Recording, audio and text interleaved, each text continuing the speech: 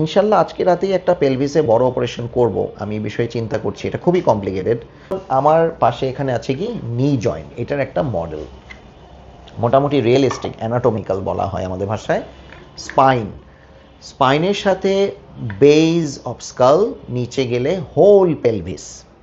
আলহামদুলিল্লাহ আমাদের এবং আমাদের দেশের ট্রমা সাপোর্ট বা ট্রমার যে ট্রিটমেন্ট, মানে আঘাতের যে চিকিৎসা, আলহামদুলিল্লাহ এক্সেলেন্ট, এবং this is quite rapid and quite fast.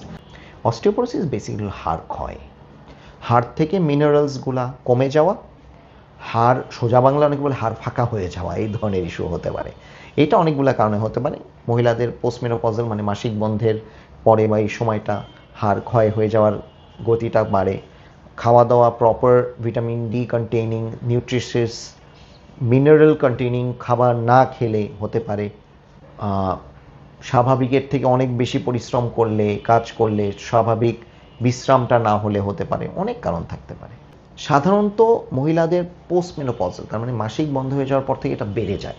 তার আগে যে যত্নের কোনো কারণ নাই বা যত্ন নিতে হবে না, এটা বাজে কথা। ভালো খাওয়া দাওয়া, vitamin D containing food, Sunlight exposure, exercise, ঘাড় কোমর বাঁকা করে হাঁটু ভাঁজ করে নিচে বসে ভারী কাজ, এই থালা বাসন মাজা, কাপড় ধোয়া, ঘর ঝাড়া, এগুলো একটু যতটা কম সম্ভব।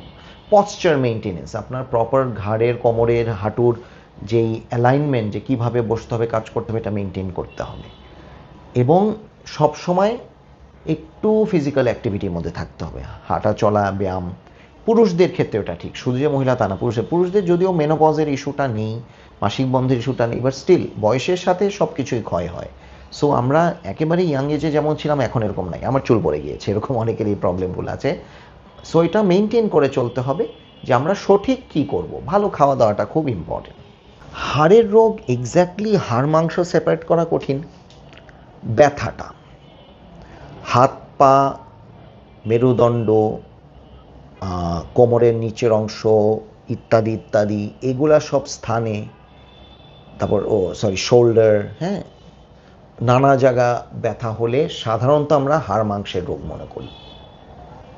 ব্যথাটা ইনটলারেবল না, আমি মনে করি যে মোর দেন দ্য ইউজুয়াল যদি হয়, তখনই you should not wait for a day, not even for an hour, you should go to a doctor. আমাদের দেশে স্পেশালিস্ট দেখানো খুবই সহজ, আপনার উন্নত দেশের মতো 1 মাস 2 মাস 3 মাসের অ্যাপয়েন্টমেন্ট নিতে হয় না। সো আই থিঙ্ক ওয়েট না করা ভালো। আপনি নিজের থেকে কিছু নাপা ট্যাবলেট, হ্যান ত্যান, এগুলা পাবলিক বলে এভাবে যেন আমি বললাম, খেয়ে নিলেন, বাট অ্যাকচুয়ালি এটার আউটকাম নাও আসতে পারে।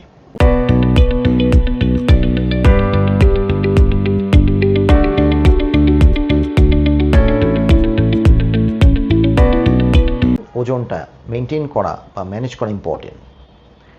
বিএমআই বলে, বডি মাস ইন্ডেক্স, বিএমআইটা মেনটেন করে বা মেজার করে ওজন বেশি হলে ডেফিনেটলি, স্পেশালি আপনার লাম্বার স্পাইন বা লাম্বার ভার্টিব্রা, কোমরের মেরুদণ্ডের হাড়ের উপর একটা চাপ পড়ে। সো এই ক্ষেত্রে আমাদের সাবধান থাকতে হবে। খুব বেশি তেল চর্বি মশলাওয়ালা বাইরের খাবার এগুলা রেগুলারলি না খেয়ে হেলদি ফুড, ভালো খাওয়া দাওয়া করি, মাছ খাই, মুরগির মাংস, এটা একটু হালকা খাবার, প্রোটিনটাও হলো ডিম খাই, দুধ খাই, সবই, দুধ পান সবই করা যাবে, করা তা না। গরুর মাংস রোজ নাই খাই, খাসির মাংস রোজ নাই খাই, মাঝে মাঝে। আর হলো হাঁটা চলা, ব্যায়াম করা, ভাত বুঝে খাওয়া, সব কিছু আমরা একটু মেনটেন করে চলে দেখবেন ফিজিকটাও ভালো থাকবে, ব্যথা ব্যথাও মানে ব্যথা ট্যাথা ইত্যাদিও কম হবে। বার্ধক্যটা বলা হয় যে একটু দেরিতে আসা, আসলে দেরিতে আসা না, মানে কম্পারেটিভলি ইম্প্যাক্টটা কম হওয়া, প্রভাবটা কম হওয়া।